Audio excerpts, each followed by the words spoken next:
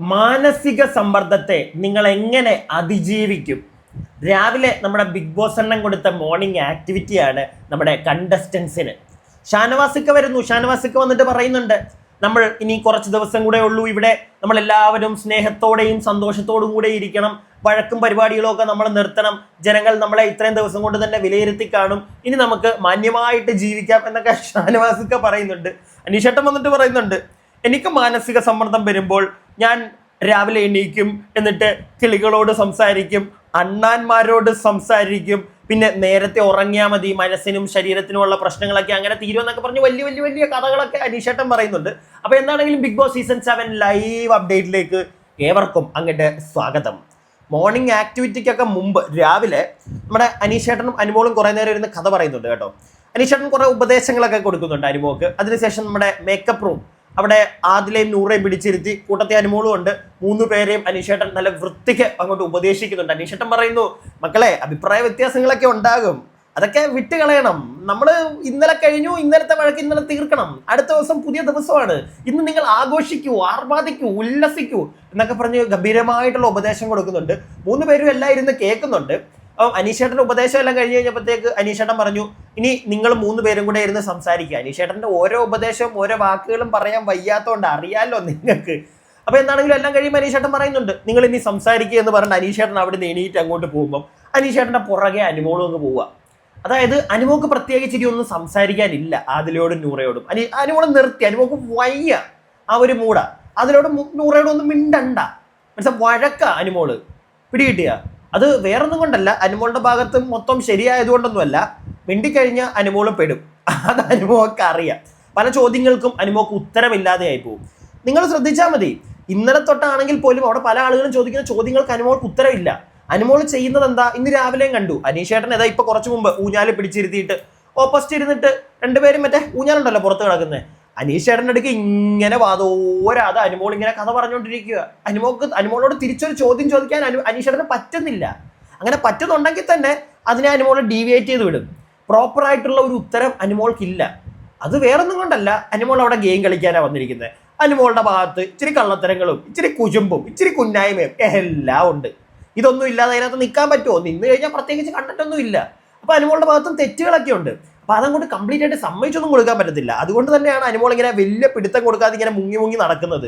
അനുമോളുടെ കരച്ചിൽ പരിപാടിയൊക്കെ എടുത്ത് പിന്നെ എനിക്ക് അവരെ വിശ്വസിക്കാൻ കൊള്ളത്തില്ല, ഇനി എനിക്ക് ആ ഫ്രണ്ട്ഷിപ്പ് വേണ്ട എന്നൊക്കെ പറയുന്നത് അതുകൊണ്ട് തന്നെയാണ്. അതിലെ നൂറേയും അതിനകത്ത് ആദില അതിലൂടെ വായിൽ നിന്ന് വരുന്ന എല്ലാം ഒന്നും അത്ര അങ്ങോട്ട് നീറ്റൊന്നും അല്ല, അത് നമുക്ക് യോജിക്കാനൊന്നും പറ്റത്തില്ല. പക്ഷെ ചില ചോദ്യങ്ങൾ ചോദിക്കുന്നത് പോയിന്റ് തന്നെയാണ്, കറക്റ്റാണ്. പക്ഷെ അവിടെ അനുമോക്ക് മിണ്ടാൻ പറ്റത്തില്ല. അത് അനുമോളുടെ കുറ്റമല്ല, അനുമോൾ ഗെയിം കളിച്ച് വന്ന രീതി, അനുമോൾ ഗെയിം കളിച്ച് വെച്ചിരിക്കുന്ന അങ്ങനെയാണ്.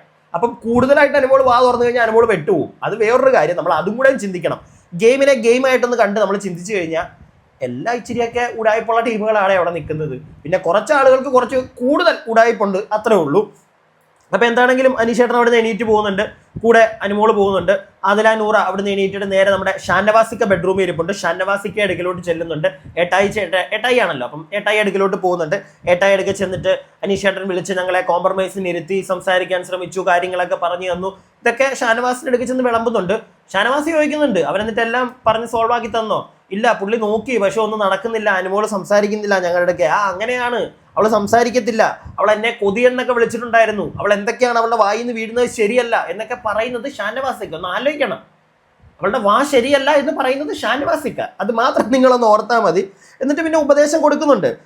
അതായത് ഷാനവാസിക്കയുടെ ഭാഗത്തുനിന്നും അതിലേക്ക് നൂറയ്ക്കുള്ള ഉപദേശം. കഴിഞ്ഞ ദിവസം എന്നെ ഇടിച്ച് പുറത്താക്കിയല്ലോ, എന്നിട്ട് ഞാൻ തിരിച്ചു വന്നല്ലോ, ഞാൻ വന്നൊരു 2 ദിവസത്തേക്ക് അക്ബറും നെവിനും വലിയ മിണ്ടാട്ടമൊന്നും ഇല്ലായിരുന്നു, 2 പേരും മൂലയ്ക്ക് ഒതുങ്ങിയിരിക്കുമായിരുന്നു. ഇന്നലെ തൊട്ടാണ് അവർ വീണ്ടും ഒന്ന് ആക്റ്റീവായി തുടങ്ങിയത്. ഞാനും വന്നപ്പോൾ ആദ്യം ഒന്നും വലുതായിട്ട് മൈൻഡ് ചെയ്തില്ല, പക്ഷെ ഇപ്പം ഞാനത് മറന്നു.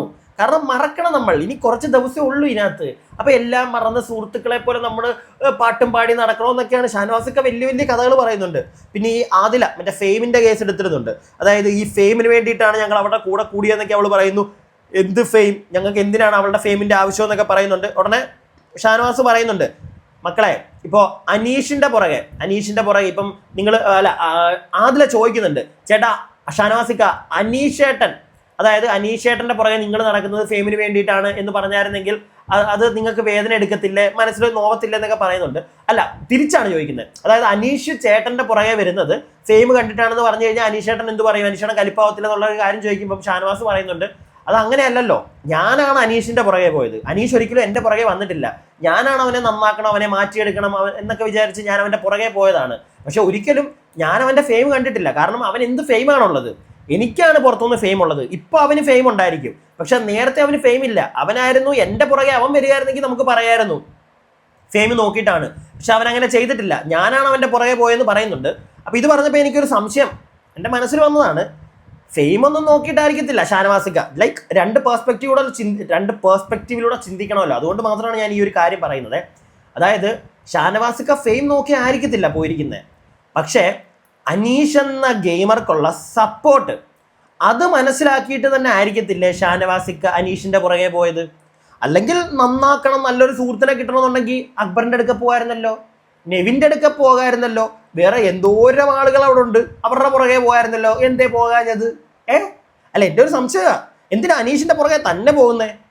അപ്പൊ അനീഷിനുള്ള സപ്പോർട്ട് മനസ്സിലാക്കിയിട്ട് പുള്ളിയുടെ കൂടെ നിന്ന് ഗെയിം കളിച്ചാൽ, കൂടെ ഇന്ന് ഗെയിം കളിക്കുക, ഇടയ്ക്ക് ഓപ്പോസിറ്റ് വന്ന് ഗെയിം കളിക്കുക, ഇങ്ങനെ കളിക്കുമ്പോഴത്തേക്ക് ഒരു റീച്ച് ഉണ്ടാവും എന്ന് മനസ്സിലാക്കിയിട്ട് പോയതായിരിക്കത്തില്ലേ? എൻ്റെ ഒരു സംശയം ഇത്.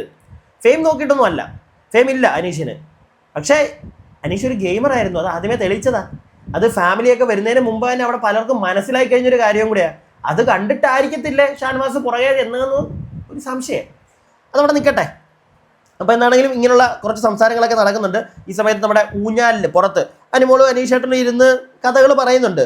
അപ്പം ഈ അനീഷേട്ടൻ മിണ്ടാതിരുന്ന അനുമോള് പറയുന്ന മൊത്തം കേക്ക് കേട്ടോ. അനീഷേട്ടന് തിരിച്ച് സംസാരിക്കാൻ ഒരു ഗ്യാപ്പ് ഒന്നും നമ്മുടെ അനുമോള് കൊടുക്കുന്നില്ല. അപ്പൊ അനുമോള് പറയുന്നുണ്ട്, ഈ ഫെയിം എന്ന വാക്കൊന്നും ഞാൻ പറഞ്ഞിട്ടില്ല അനീഷേട്ടാ, അത് അവരായിട്ട് തന്നെ ചിന്തിച്ചെടുത്തതാ. അവർക്ക് എന്തിനാണ് എൻ്റെ ഫെയിം കൊണ്ട് അവർക്ക് എന്ത് കിട്ടാനാ? ഇതിനകത്ത് നിൽക്കുക, പുറത്താണെങ്കിൽ പിന്നെയും പറയാം. ഇതിനകത്ത് നിൽക്കുമ്പോൾ എൻ്റെ ഫെയിം കൊണ്ട് അവർക്ക് എന്താ ഗുണം? എൻ്റെ ഫെയിം കൊണ്ട് എനിക്ക് ചിലപ്പോൾ കുറച്ച് വോട്ട് കിട്ടിയേക്കും, പക്ഷെ അതുകൊണ്ട് അവർക്ക് എന്താണ് ഗുണമെന്നുള്ള കാര്യങ്ങളൊക്കെ അനുമോള് ചോദിക്കുന്നുണ്ട്. അപ്പം അങ്ങനെ അനുമോള് പറഞ്ഞത് ശരിയാണ്. ചിലപ്പോൾ അനുമോള് അങ്ങനെ ചിന്തിച്ച് കാണത്തില്ല, ഫെയിം ഒന്നായിരിക്കത്തില്ല ഉദ്ദേശിച്ചേക്കുന്നത്. പക്ഷെ എന്താണ് അനുമോള് ഉദ്ദേശിച്ചത്? അത് അനുമോൾ എന്താ പറയാത്തത്?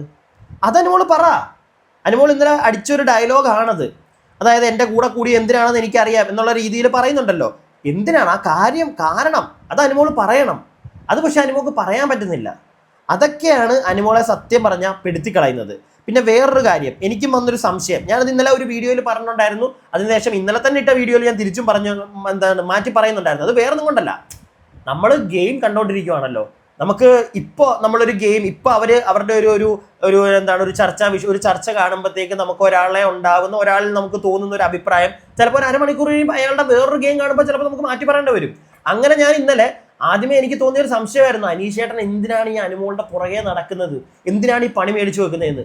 പക്ഷെ പിന്നെ കുറച്ചുകൂടെ അങ്ങോട്ട് കളി കണ്ടപ്പോഴത്തേക്ക് മനസ്സിലായി അനീഷേട്ടൻ എന്തിനാണ് അനുമോളുടെ പുറകെ നടക്കുന്നത്. അത് ഞാൻ ഓൾറെഡി ഇന്നലെ തന്നെ പറഞ്ഞു കഴിഞ്ഞൊരു കാര്യമാണ്. കുറേ പേര് അതിൻ്റെ പേരിലുള്ള വീഡിയോകളും സംശയങ്ങളും ഒക്കെ പറയുന്നത് കേട്ടു. ഒറ്റ കാര്യമുള്ളൂ, അനീഷേട്ടൻ ഗെയിമറാണ്. എല്ലാവരും അനുമോൾക്ക് ഓപ്പോസിറ്റ് വന്നപ്പോൾ അനീഷേട്ടൻ കയറി അനുമോളുടെ കൂടെ അങ്ങ് നിന്നു. അതുകൊണ്ട് എന്തായി? മിനിഞ്ഞാന്നൊന്നും കണ്ടന്റേ ഇല്ലായിരുന്നു. മിനിഞ്ഞാന്നല്ല, തിങ്കളാഴ്ച ഒന്നും ഒരു കണ്ടന്റും ഇല്ലായിരുന്നു. മിനിഞ്ഞാന്ന് തിങ്കളാഴ്ച ഒരു കണ്ടന്റും ഇല്ലായിരുന്നു. എല്ലാവരും ഒന്നിച്ച് നിൽക്കുന്നു, സന്തോഷം പങ്കിടുന്നു, ഹാപ്പിനെസ്, ഈ പരിപാടിയായിരുന്നു. പ്രത്യേകിച്ച് വേറെ ഒന്നും ഇല്ലായിരുന്നു. പക്ഷെ ഇന്നലെ അനുമോളുടെ ഈ കേസ് പൊട്ടിയപ്പം അനീഷേട്ടൻ കയറി അനുമോളിനോട് കയറി നിന്നപ്പോഴത്തേക്ക് രാത്രിയായപ്പം അനുമോള് നേരത്തെ കയറി കിടന്നു. പക്ഷെ അപ്പോഴും അനുമോളുടെ പേരിലുള്ള വഴക്ക് തീർന്നിട്ടില്ല. പക്ഷെ അത് കയറി പിടിക്കുന്നത് അനീഷേട്ടനോടാണ് വാക്ക് തർക്കം. അവിടെ സംസാരം ഉണ്ടാവുന്നു, അവിടെ കണ്ടന്റ് ഉണ്ടാവുന്നു. അനീഷേട്ടൻ ബ്രില്യൻ്റ് അല്ലേ അനീഷേട്ടൻ?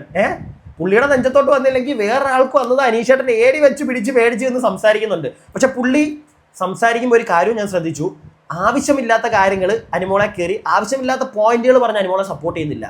ആകെ സപ്പോർട്ട് ചെയ്യുന്നൊരു കാര്യം മറ്റേ സാബുമാന്റെ പാത്രത്തിൽ പയറിട്ട് കൊടുത്ത കേസ്, അത് ഞാൻ കണ്ടതാ. അവൻ ചുമ്മാതാ ബഹളം ഉണ്ടാക്കിക്കൊണ്ട് വന്നത്. അതാണ് നമ്മുടെ അനീഷേട്ടൻ വീണ്ടും വീണ്ടും പറഞ്ഞുകൊണ്ടിരിക്കുന്നത്. അല്ലാതെ ബാക്കി എല്ലാ കാര്യങ്ങളിലും കയറി അനുമോളുടെ തെറ്റുകൾ ബാക്കിയുള്ളവർ പറയുമ്പോഴത്തേക്ക് അനീഷേട്ടൻ ഒന്നും മിണ്ടത്തില്ല. ഇങ്ങനെ മിണ്ടാതെ നിന്ന് മേപ്പോട്ടും താഴത്തോട്ടും നോക്കും. കാരണം അതിന് ആ ഒരു സമയത്ത് ഒരിക്കലും അനുമോൾ ചെയ്തത് തെറ്റാന്ന് പറഞ്ഞു കഴിഞ്ഞാൽ അവിടെ തീർന്നു. പുള്ളി അവിടെ ഒന്നും മിണ്ടാതെ നിൽക്കും. പുള്ളി എന്നാൽ അത് ശരിയാണെന്നും പറയാൻ നിൽക്കുന്നില്ല, കാരണം അത് തെറ്റാ. അപ്പം അത് ശരിയാണെന്ന് അനീഷേട്ടൻ പറയുന്നില്ല, പക്ഷെ മിണ്ടാതെ നിന്ന് കളയും. അതാണ് പുള്ളിയുടെ ഗെയിം കേട്ടോ. സമ്മതിച്ചേ പറ്റത്തുള്ളൂ. ഈ മനുഷ്യനെ എന്തൊക്കെ പറഞ്ഞാലും അത് ബാക്കി ആർക്കും കൂടെ മനസ്സിലായിട്ടില്ല. അക്ബർ കാക്ക കഴിഞ്ഞ ദിവസമൊക്കെ ഒറ്റപ്പെടൽ പിടിച്ചോണ്ടിരുന്നതാ. ഒറ്റപ്പെടൽ പോയി പുള്ളിയുടെ. അനുമോള് കയറി ഒറ്റപ്പെടൽ പിടിച്ചപ്പോൾ പുള്ളിയുടെ ഒറ്റപ്പെടൽ പോയി. ആ ഒറ്റ ദിവസം തിങ്കളാഴ്ച പുള്ളി ഒറ്റപ്പെടൽ പിടിച്ചിരുന്നപ്പോൾ ഏറ്റവും കൂടുതൽ ക്യാമറ സ്പേസ് ലൈവിലൊക്കെ കുറേ നേരം പുള്ളിയെ കാണിക്കുന്നുണ്ടായിരുന്നു, തന്നെ ഇരുന്ന് സംസാരിക്കുന്നതൊക്കെ. ഇപ്പം ഇല്ല. ഇടയ്ക്ക് മാത്രം പുള്ളി എന്തെങ്കിലും ഒരു പോയിന്റ് പറയുമ്പോൾ കാണിക്കും, അത്രയൊക്കെ ഉള്ളൂ. അല്ലാതെ വേറെ പ്രത്യേകിച്ച് പുള്ളിക്കും ഒന്നും പറയാനില്ല. കാരണം പുള്ളി ഒറ്റപ്പെടലിൽ നിന്ന് മാറിപ്പോയി. പിടികിട്ടിയോ? ഒറ്റപ്പെടൽ അനുമോൾ പിടിച്ചപ്പം അനുമോൾക്ക് ആ സഹതാപം വോട്ടും കിട്ടും, അനുമോളെ സപ്പോർട്ട് ചെയ്ത് നിന്ന് കളി കളിക്കുന്നതിൻ്റെ വോട്ട് അനീഷേട്ടനും കിട്ടും. അവരുടെ ഗെയിം, അവരുടെ എന്ന് പറയുന്നില്ല, അനീഷേട്ടൻ്റെ ആ ഒരു ഗെയിം സമ്മതിച്ചേ പറ്റത്തുള്ളൂ എന്തൊക്കെ പറഞ്ഞാലും. ഇതെല്ലാം കഴിയുമ്പോഴാണ് നമ്മുടെ മോർണിംഗ് ആക്ടിവിറ്റി രാവിലെ നടക്കുന്നത്. ഞാൻ തുടക്കത്തിൽ പറഞ്ഞ കണക്ക് മാനസിക സമ്മർദ്ദത്തെ അതിജീവിക്കുന്നത് എങ്ങനെയാണ്. ഓരോരുത്തർ വന്നിട്ട് കഥകളൊക്കെ പറയുന്നുണ്ട്, അവരെങ്ങനെയാണ് അതിജീവിക്കുന്നത്. അതിലേക്ക് വന്നിട്ട് പറയുന്നു, ഞങ്ങൾ ചെറുപ്പം തൊട്ടേ പല പ്രശ്നങ്ങൾ നേരിട്ടതാണ്, ഇവിടെ വന്നപ്പോഴും അത്രയ്ക്കൊന്നും കാണത്തില്ല എന്ന് വിചാരിച്ചു. പക്ഷേ ഇവിടെ വന്നിട്ട് ഫേക്ക് ഫ്രണ്ട്ഷിപ്പുകൾ ഞങ്ങൾ കണ്ടു. ഞങ്ങൾക്ക് നല്ലൊരു സുഹൃത്തിനെ കിട്ടിയിട്ടുണ്ടായിരുന്നു, എനിക്ക് നല്ലൊരു സുഹൃത്തിനെ കിട്ടിയിട്ടുണ്ടായിരുന്നു, ശൈത്യയുടെ പേര് വരെ പറഞ്ഞു. ഇന്നലെയും പറയുന്നുണ്ടായിരുന്നു, ശൈത്യയുടെ പേരൊക്കെ വലിച്ചു കൊണ്ടിരുന്നുണ്ടായിരുന്നു. ശൈത്യ പറഞ്ഞിട്ട് പോയത് കറക്റ്റാണ് അനുമോളെ പറ്റിയിട്ട്, ഇവൾ അങ്ങനെയാണ് ഇങ്ങനെയാണ് എന്നൊക്കെ പറയുന്നുണ്ട്. ഒരു കാര്യം മനസ്സിലാക്കേണ്ടത്, ശൈത്യയെ സോപ്പിട്ട് നിർത്താനോ അല്ലെങ്കിൽ അതിലെ അവസാനം വരെ സോപ്പിട്ട് നിർത്തിക്കോളാന്നോ നൂറെ അവസാനം വരെ സോപ്പിട്ട് കൊടുത്ത് നിർത്തിക്കോളാന്നൊന്നും അനുമോൾ അങ്ങ് എഴുതി കൊടുത്തിട്ടില്ല. അനുമോളുടെ ഗെയിമിന് വേണ്ടി പലരെ ഉപയോഗിക്കുന്നു. അത് ഒരു പരിധിയിൽ കൂടുതൽ മാനുഷികപരമായിട്ട് നമ്മൾ നോക്കുമ്പോഴത്തേക്ക് ഇച്ചിരി മോശം തന്നെയാണ്, അല്ലാതല്ല. പക്ഷേ അറ്റ് ലാസ്റ്റ് അതൊരു ഗെയിമാണ്. അവിടുന്ന് കപ്പും കൊണ്ട് ഇറങ്ങാൻ എല്ലാവരും നോക്കത്തുള്ളൂ. അപ്പം അതിനകത്ത് ചതികൾ കാണും, ഫേക്ക് റിലേഷൻഷിപ്സുകൾ കാണും. മനസ്സിലായില്ലേ? പലതും. ഇപ്പം അനുമോൾ അനീഷേട്ടനടുക്ക് നിൽക്കുന്ന ആ ഒരു ഫോം, അനീഷേട്ടൻ അറിയാം എന്നോട് മറ്റേ സ്നേഹം മൂത്തിട്ടൊന്നുമല്ല നിൽക്കുന്നതെന്ന് പുള്ളിക്ക് അറിയാം. മനസ്സിലായില്ലേ? പുള്ളി അത് കണ്ടിട്ട് തന്നെ ആയിരിക്കും നിൽക്കുന്നത്. എനിക്കങ്ങനെയാണ് കേട്ടോ മനസ്സിലാക്കാൻ സാധിച്ചത്. നിങ്ങൾക്ക് എന്താ മനസ്സിലാക്കാൻ സാധിച്ചതെന്ന് താഴെ കമന്റ് ബോക്സിൽ എന്താണെങ്കിലും പറയണം. പറയാതെ പോകല്ലേ.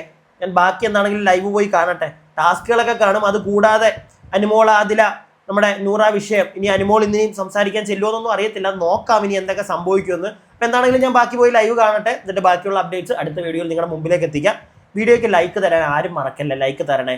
കൂടാതെ നമ്മുടെ കമന്റ് ബോക്സിൽ കമന്റ് എഴുതിയിടുക. അതായത് നിങ്ങളുടെ അഭിപ്രായങ്ങൾ, ഞാൻ ഈ പറഞ്ഞതിനകത്ത് എതിർപ്പ് കാണും, യോജിപ്പ് കാണും, എല്ലാം നിങ്ങളുടെ അഭിപ്രായങ്ങൾക്ക് ഇവിടെ വിലയുണ്ട്, നിങ്ങൾ പറയുക.